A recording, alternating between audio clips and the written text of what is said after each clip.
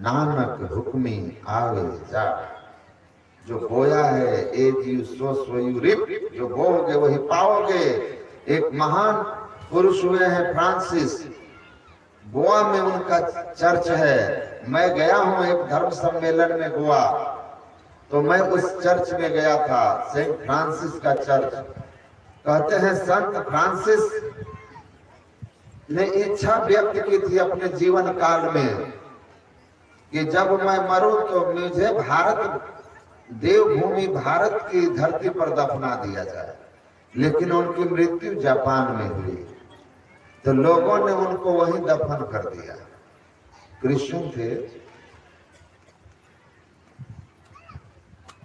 अपने सेवकों को, अपने भक्तों को स्वप्न बार बार देते थे कि मेरी इच्छा थी भारत में दफन करने की, होने की, तो हमें जापान में ही दफना दिया गया, मुझे वहां से ले आकर के यहाँ रखो।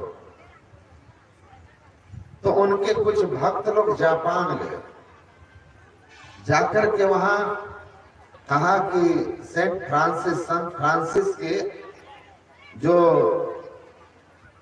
कब्र है, मुझे उससे उनकी लाश चाहिए, मुझे भारत ले जाना।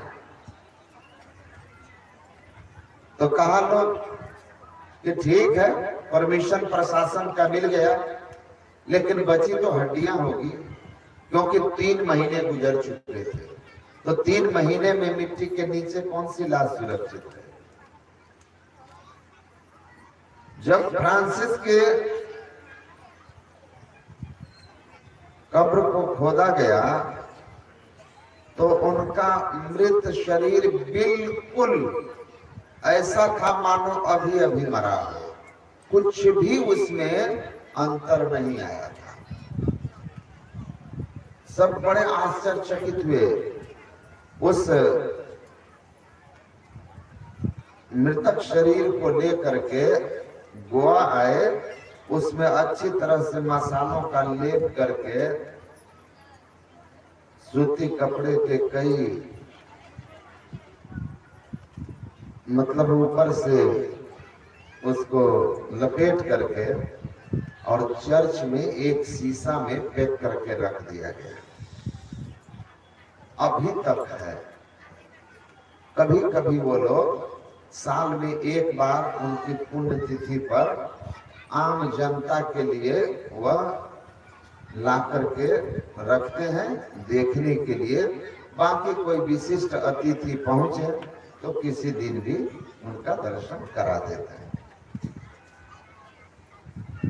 सेंट फ्रांसिस ने कहा है कि birth as human on earth is highly significant.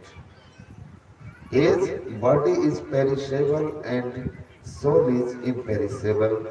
Body borns and dies, but savor soul never to be. मनुष्य के रूप में इस दुनिया में जन्म लेना बड़े सौभाग्य की बात है। आत्मा मरती नहीं है, शरीर मरता है, आत्मा नहीं मरती। आगे जो कह रहे हैं कि आत्मा मरती नहीं, लेकिन it has been transmigrating from womb to womb. लेकिन यह जीवात्मा एक गर्भ से दूसरे गर्भ में स्थानांतरित होते रहती है, एक शरीर से दूसरे शरीर में स्थानांतरित होते रहती है। And that transmigration completely depends on action performed as human on earth.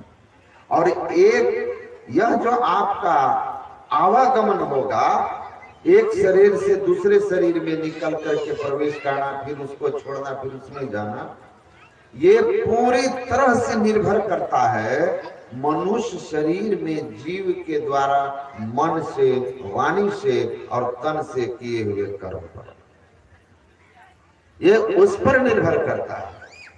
इसलिए कर्म करने में सावधान रहो, इसलिए कि the action decides the hell और heaven in the world and all beyond.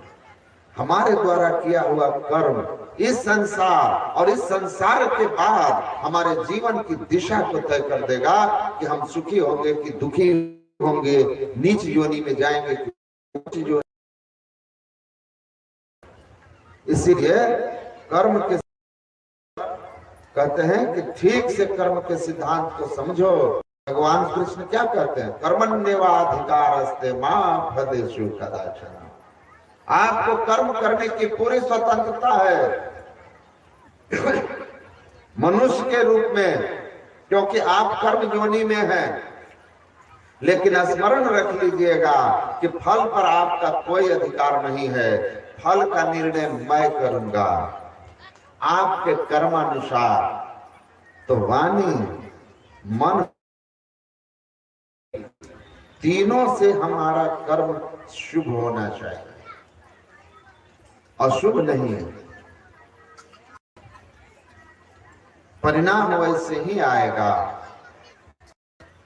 महर्षि पातंजलि, देखना स्वामी रामदेव जी महाराज आते हैं ना, पातंजलि जगह जगह दुकानें लगी हुई है। महर्षि पातंजलि योग दर्शन के प्रणेता, वो कहते हैं सती मूले द्विविपाको जाति आयुः भोगः। जीव के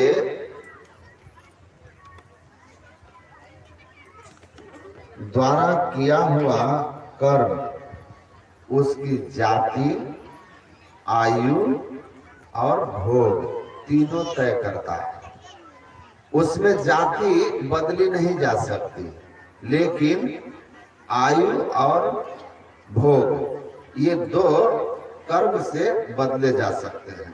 अब आपको लग रहा होगा कि जाति का मतलब क्या है? ये विभिन्न तरह की जातियां जो हमारे समाज में है, तो हमारे समाज में जो विभिन्न तरह की जातियां हैं मनुष्य के अंदर, उसको उन्होंने सिरे से नकारा और 4 जातियों का वर्णन किया है। आप महर्षि पातंजलि कृत योग दर्शन का दूसरा पाद जो है उसको पढ़ के देख लीजिए। उन्होंने कहा 4 जाति जो कर्मानुसार प्राप्त होता है जीव को, वह है पहला मनुष्य जाति, दूसरा है पशु जाति, तीसरा है वनस्पति और चौथा है कीट पतंग आदि। उन्होंने इन्हीं 4 जातियों की बात की। आप मनुष्य हैं तो मनुष्य ही रहेंगे। जब तक शरीर में है तो आदमी का ही शरीर होगा, भले गुण धर्म आपका पशु भला हो। पशु पशु ही रहेगा, पक्षी पशु पक्षी, वनस्पति वृक्ष आदि जो है वो वृक्ष ही रहेंगे, कीट पतंग ही रहेंगे। तो ये तो नहीं बदल सकते आप। लेकिन वो कहते हैं कि पूर्वकृत कर्म से तय हुआ जाति मनुष्य, पशु, पक्षी, कीट पतंग। आयु आपकी कितनी होगी और आपके जीवन में भोग का मतलब होता है जो आपके अनुकूल प्रतिकूल सुख दुख धन संपत्ति वैभव है, उसको भोग कहते हैं। सुख भोग दुख भोग। तो ये सुख दुख जो भी होता है, आयु मिलती है और अनेक योनियां मिलती है, ये हमारे कर्मों के फल हैं, जिसमें आप अपनी योनि तो नहीं बदल सकते इसी शरीर में रह करके, इस शरीर के बाद ही होगा। लेकिन कर्मानुसार आयु भी बढ़ जाएगी, घट जाएगी, सुख भी बढ़ जाएगा, सुख भी घट जाएगा। इसको आप बदल सकते हैं अपने परिस्थिति और आयु को। और कई प्रसंग है धर्म ग्रंथों में कि बदल गया। आपने सुना होगा भागवत में अजामिल का चरित्र है, आकर के उसको पकड़ लिए, पापी था, उसको आकर के जब जमदूत लोग पकड़े तो वह अपने पुत्र नारायण को पुकारने लगा, नारायण नारायण। तो नारायण के दूत लोगों ने जब सुना तो उनको लगा नारायण को पुकार रहा है, मेरे स्वामी को पुकार रहा है। तो भाग करके आए और यमदूतों को मार करके भगाया और यह कह करके अंत काल में जो हमारे स्वामी का स्मरण करता है वह यमदूतों के पास में बंद कर नरक नहीं जा सकता है, क्योंकि अंतमति सो गति। अंत में इसने नारायण को पुकारा है, उसको जमपास से मुक्त करके और उसके शरीर में उसकी चेतना को लौटा दिए। और भागवत में लिखा है